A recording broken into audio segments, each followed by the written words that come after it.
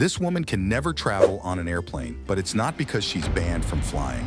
I was 3 years old when I first had my kind of ear complication, ear infections, just a lot of pain, a lot of discharge. They drew a little hole to help fluid drain, but the hole never closed up. And when I was 13, I was diagnosed with my first cholesteatoma, and that it had been growing for years and it had been kind of undetected, and it had eaten its way through all my hearing bones. It's wrapped its way around my facial nerve. I had a surgery in 2021 where they just kind of like drilled everything out. They cut my taste nerve. I lost a lot of my hearing bones. Luckily, they were able to save my facial nerve, which is why my face can still move. After the surgery, he kind of informed me that because of what he'd done, it wasn't totally safe to fly. I did a 3-hour flight to Greece, but it was incredibly painful and my graft sunk in, so there was now a hole, which he was quite concerned about. After that surgery, I needed a hearing aid because it was all kind of blocked up and I didn't have any hearing bones left. That was in 2021, so I eventually got back from Greece and he just said no more flying. So when I first found out, I was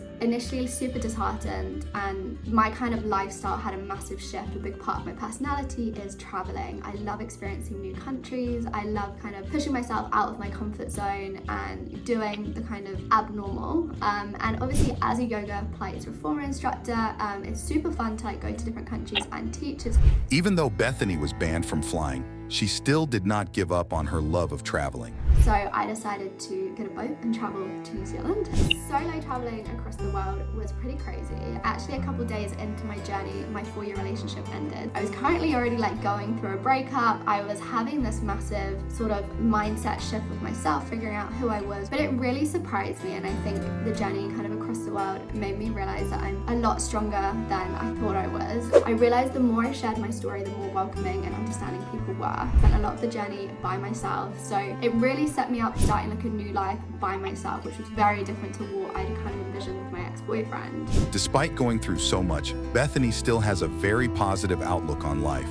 We write our own script. If you know what makes you happy, life is way too short not to do it. And obviously like your health is a priority, but it shouldn't be a limiting factor into what you can do. I'm able to look back at the last 2 years and think, oh my goodness, I'm so thankful that I took the leap and I went on that journey. I'd done van life, I'd gone to school in New Zealand. Like, I think it's really important to focus on how you feel those days in between the ops, especially having like a chronic illness. No day is the same. Try not to let it limit you with your everyday life. That is just a section of your life, and I think it's easy to take it on as a big identity and be like, this is me and this is my problem. But try and shift that mindset. You know, I have a whole world outside of this diagnosis, a whole world outside of this chronic illness, and I'm going to make sure that the days that are good are as good as possible.